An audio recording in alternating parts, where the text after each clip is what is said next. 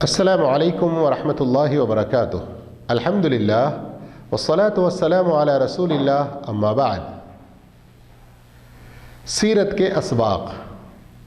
دوسرا سبق آپ صلی اللہ علیہ وسلم کی پرورش اور اس کے بعد کے آگے کے مراحل۔ نبی کریم صلی اللہ علیہ وسلم کی پیدائش کے فوراً بعد میں آپ کے چچا ابو لہب کی لونڈی ثویبہ نے آپ کو دودھ پلایا۔ ثویبہ نے آپ صلی اللہ علیہ وسلم سے پہلے حضرت حمزہ رضی اللہ تعالیٰ عنہ کو بھی دودھ پلا چکی تھی۔ حضرت حمزہ رضی اللہ تعالیٰ عنہ آپ کے چچا تو تھے ہی، اس کے علاوہ ایک دوسرا رشتہ یہ ہوا کہ آپ کے رضاعی بھائی بن گئے۔ عربوں کی عادت تھی کہ اپنے بچوں کو دودھ پینے کے لیے صحرائی خواتین کے حوالے کرتے تاکہ وہاں ان کو اچھی نشو نما اور صحرائی زندگی کی اچھی آب و ہوا اور صحت مند زندگی مل سکے۔ اسی مقصد کی خاطر آپ صلی اللہ علیہ وسلم ایک دوسری دودھ پلانے والی خاتون کے پاس پہنچ جاتے ہیں۔ اس کا قصہ کچھ اس طرح سے ہے۔ جن دنوں آپ صلی اللہ علیہ وسلم کی پیدائش ہوئی،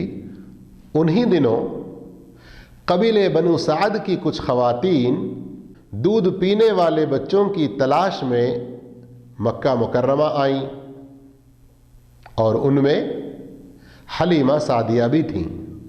تمام خواتین دودھ پیتے بچوں کے گھر تلاش کرتے کرتے نبی کریم صلی اللہ علیہ وسلم کے گھر پر بھی پہنچے، لیکن جب انہیں پتہ چلا کہ وہ یتیم ہے اور غریب ہیں تو سب نے انکار کر دیا، اور ان میں حلیمہ بھی تھیں۔ لیکن حلیمہ کا اتفاق یہ ہوا کہ تمام خواتین کو کوئی نہ کوئی دودھ پیتا بچہ تو مل گیا، لیکن حلیمہ کو کوئی نہ ملا۔ تو بالآخر وہ دوبارہ نبی کریم صلی اللہ علیہ وسلم کے گھر پر آئیں، اور ان دنوں خشک سالی کی وجہ سے ہر طرف حالات خراب تھے، قحط پڑا ہوا تھا، اور اس طرح بچوں کو دودھ پلانے کی وجہ سے ان کے گھر والوں کی طرف سے جو مزدوری ملتی، اس سے ان کے روزگار اور ان کے عیش میں کچھ آرام سا مل جاتا۔ تو بالآخر حلیمہ سعدیہ تھوڑی سی مزدوری پر راضی ہوتے ہوئے محمد صلی اللہ علیہ وسلم کو لینے کے لیے آئیں۔ لیکن یہ کیا ہوا؟ حلیمہ خود بیان کرتی ہیں کہ جب وہ بنی سعد سے نکل کر آئی تھیں تو ایک دبلی پتلی کمزور سی نڈھال چال چلنے والی گدھی پر سوار تھی، لیکن جب محمد صلی اللہ علیہ وسلم کو لے کر روانہ ہونے لگی تو وہی گدھی بہت تیز دوڑنے لگی، یہاں تک کہ اس کی سہیلیاں بھی تعجب میں پڑ گئیں۔ اور حلیمہ کا خود اپنا ایک دودھ پیتا بچہ تھا جو دودھ کے نہ ہونے کی وجہ سے بلک بلک کر روتا اور ساری رات جاگ کر گزارتا، جس کی وجہ سے حلیمہ اور اس بچے کے والد بھی بڑے پریشان ہوتے۔ لیکن جو ہی محمد صلی اللہ علیہ وسلم کو حلیمہ نے اپنے سینے سے لگایا تو سینہ دودھ سے بھر آیا، یہاں تک کہ خود اس کا اپنا بچہ بھی آسودہ ہو کر دودھ پینے لگا۔ پھر کیا ہوا؟ حلیمہ خود بیان کرتی ہیں کہ ان کا وہ قبیلہ اور وہ بستی بنو سعد کی، جہاں کی زمین خشک سالی کی وجہ سے بنجر سی ہو گئی تھی، لیکن جیسے ہی یہ بابرکت بچہ ان کے گھر میں پہنچا، وہاں پر سرسبز و شاداب اور ہریالی پھلنے پھولنے لگی، اور جانوروں میں بھی بڑی برکت ہونے لگی۔ اس طرح نبی کریم صلی اللہ علیہ وسلم دیکھتے دیکھتے 2 سال کا عرصہ حلیمہ سعدیہ کے پاس گزار دیے۔ حلیمہ نے اس بابرکت بچے کے ذریعے اپنے حالات میں جو تبدیلی پائیں، ان کا حال خشک سالی سے، غریبی سے خوشحالی اور فراوانی میں جو بدل گیا، تو انہوں نے چاہا کہ کچھ اور عرصہ بچہ اپنے پاس رہے، لیکن حسب وعدہ 2 سال پورے ہونے پر وہ لے کر حضرت آمینہ کے پاس پہنچی مکہ، اور خوب اصرار کیا، اس لیے کہ وہ اچھی طرح سے اس بابرکت بچے کے ذریعے ان کے حالت میں جو تبدیلی ہوئی تھی وہ دیکھ چکی تھی۔ حضرت آمینہ بھی حلیمہ کے اصرار پر انکار نہ کر سکیں، دوبارہ بچے کو لے کر جانے کی موافقت دے دی۔ وہ بڑی خوشی کے ساتھ پھولے نہ سماتے ہوئے دوبارہ محمد صلی اللہ علیہ وسلم کو لے کر اپنے قبیلے بنی سعد میں پہنچ گئیں۔ نبی کریم صلی اللہ علیہ وسلم دیکھتے دیکھتے 4 سال میں قدم رکھتے ہیں۔ ایک مرتبہ کا واقعہ ہے کہ اپنے ڈیرے سے کچھ دور، رہائش گاہ سے تھوڑی سی دور پہ اپنے دودھ پیتے بھائی کے ساتھ کھیل رہے ہوتے ہیں کہ اچانک حلیمہ کا بیٹا دوڑتا ہوا آتا ہے اور اپنے امی سے کہتا ہے کہ امی امی جلدی سے اپنے قریشی بھائی کی مدد کو پہنچو۔ بڑی بےتابی کے ساتھ حلیمہ پوچھتی ہیں کہ کیا ہوا؟ بچہ بڑی پریشانی اور حیرانگی میں کہتا ہے کہ 2 سفید پوش آدمی ہمارے درمیان آئے، محمد کو الگ کیا، زمین پر لٹا دیا، سینے کو چاک کر دیا۔ ابھی یہ بچہ اپنی بات پوری نہ کر پایا کہ حلیمہ موقع پر پہنچ گئیں اور نبی کریم صلی اللہ علیہ وسلم کو دیکھا کہ وہ چپ چاپ کھڑے ہیں اور چہرہ پیلا پڑ گیا ہے۔ پوچھا بیٹا خیریت تو ہے؟ تو آپ صلی اللہ علیہ وسلم نے جواب دیا، ہاں میں خیریت کے ساتھ ہوں۔ 2 سفید پوش آدمی آئے اور مجھے الگ لے کر ایک جگہ لٹا دیا اور میرا سینہ چاک کیا، اس میں سے دل کو نکالا، پھر دل کے اندر سے ایک کالا سا لوتھڑا الگ کر کے پھینک دیا، پھر اس کو زمزم کے پانی سے دھو کر سینے میں بٹھا دیا اور پھر سینے کو بند کیا۔ حلیمہ یہ سب سن کر محمد صلی اللہ علیہ وسلم کو لے کر اپنی رہائش پر آئیں اور اگلے ہی روز صبح سویرے مکہ کے لیے روانہ ہوئیں۔ جب حضرت آمینہ نے دیکھا کہ حلیمہ محمد صلی اللہ علیہ وسلم کو لے کر یہ بے وقت آئی ہیں اور اس بے وقت آنے کا سبب دریافت کیا،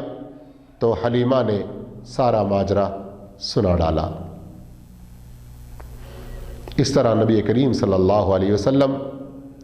پھر ایک مرتبہ اپنی والدہ کے آغوش میں آئے، 2 سال سے کچھ اور عرصہ گزار دیا، لگ بھگ آپ کی عمر کوئی 6 سال کی رہی کہ اس موقع پر حضرت آمینہ نے سوچا کہ مدینہ کی زیارت کریں اور وہاں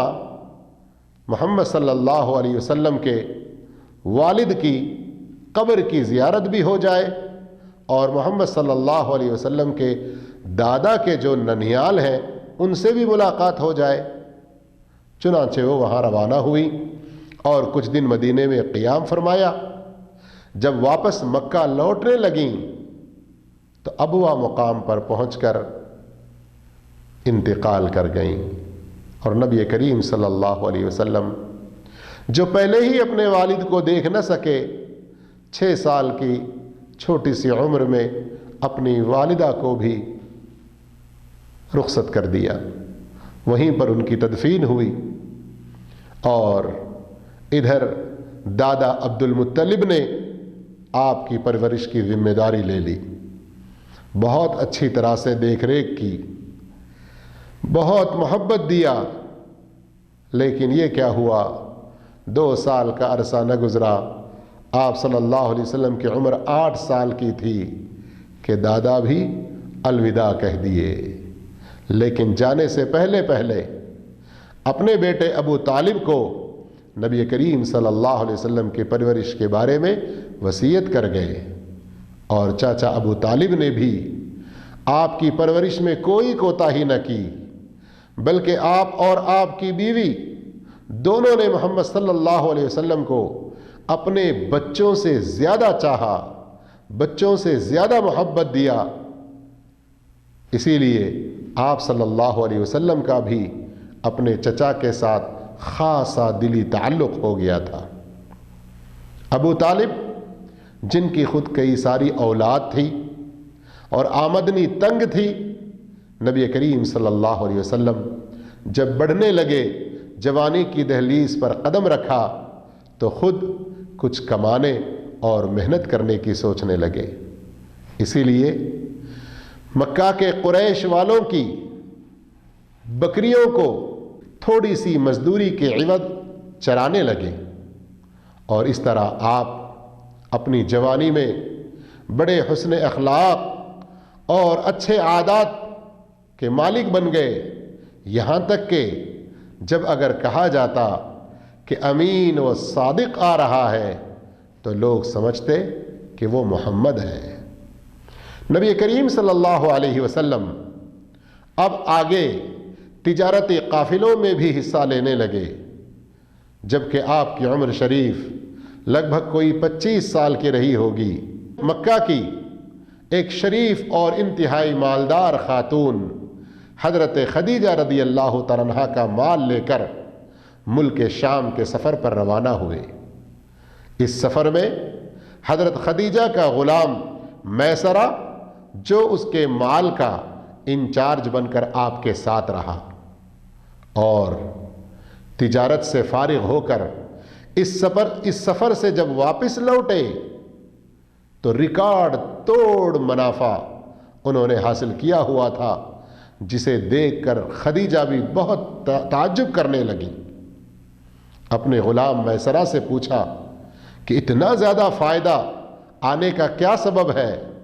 تو انہوں نے پوری تفصیلات سنا دی کہ محمد صلی اللہ علیہ وسلم انہوں نے ہی مال کو بیچنے کی اور لوگوں کو مال دکھانے کی ذمہ داری لی، لوگوں کے ساتھ حسن سلوک سے پیش آتے، اور بتایا کہ بغیر کسی ظلم کے یہ سارا منافع حاصل ہوا۔ حضرت خدیجہ جو پہلے سے ہی آپ صلی اللہ علیہ وسلم کے حسن اخلاق کے بارے میں کچھ سن رکھی تھیں، تو اب انہیں اندازہ ہوا کہ وہ گوہر نایاب، وہ قیمتی ہیرا جس کے وہ انتظار میں تھیں، شاید اب وہ محمد کی شکل میں ان کے لیے ملنے والا ہے۔ یعنی حضرت خدیجہ جو پہلے ہی سے بیوہ تھیں اور مکہ کے بڑے بڑے رئیس اور سردار نکاح کا پیغام بھیجتے تھے، لیکن کسی کے پیغام کو ابھی تک وہ قبول نہ کی تھیں، لیکن جب دیکھا کہ اتنے اچھے اخلاق والے محمد صلی اللہ علیہ وسلم کے بارے میں پتہ چلا، تو پھر اپنی ایک سہیلی نفیسہ کے ذریعے پیغام بھجوایا۔ نبی کریم صلی اللہ علیہ وسلم نے نفیسہ کے اس پیغام کو سنا، حضرت خدیجہ رضی اللہ تعالیٰ عنہا سے شادی کے بارے میں قبول کیا، اور اپنے چچا ابو طالب سے اس کا ذکر کیا۔ پھر دونوں طرف کے بڑے لوگوں کی موجودگی میں حضرت محمد صلی اللہ علیہ وسلم کی شادی خدیجہ سے ہوتی ہے، اور اس طرح خوشی کے ساتھ وہ دونوں زندگی بسر کرتے رہتے ہیں۔ کچھ سال گزرتے ہیں، اللہ رب العالمین خدیجہ رضی اللہ تعالیٰ عنہا کی گود بھر دیتا ہے، اور اس طرح ایک کے بعد دیگرے 4 بیٹیاں اور 2 بیٹے انہیں نصیب ہوتے ہیں۔ بیٹیوں میں سے 4 حضرت زینب رضی اللہ تعالی عنہا، حضرت رقیہ رضی اللہ تعالی عنہا، حضرت ام کلثوم رضی اللہ تعالی عنہا، اور حضرت فاطمہ رضی اللہ تعالی عنہا، اور 2 بیٹے، ایک قاسم جن کی نسبت سے آپ صلی اللہ علیہ وسلم کی کنیت ابو القاسم تھی، اور دوسرے عبداللہ، لیکن یہ دونوں لڑکے بچپن ہی میں وفات پا گئے۔ تو سامعین کرام، اس طرح ہم نبی کریم صلی اللہ علیہ وسلم کی سیرت طیبہ کے دوسری قسط میں آپ صلی اللہ علیہ وسلم کی پرورش، آپ کی والدہ محترمہ اور آپ کے دادا کے انتقال کی خبر، اور ابو طالب کی سرپرستی، پھر اس کے بعد آپ کا جوانی میں قدم رکھنا، تجارتی قافلوں میں حصہ لینا، اور حضرت خدیجہ سے آپ کی شادی کا ذکر یہاں تک ہم نے سنا۔ آگے ہماری تیسری قسط سننا نہ بھولیں،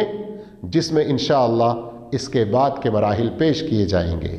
جزاکم اللہ خیرا، وآخر دعوانا ان الحمد للہ رب العالمین، والسلام علیکم ورحمۃ اللہ وبرکاتہ۔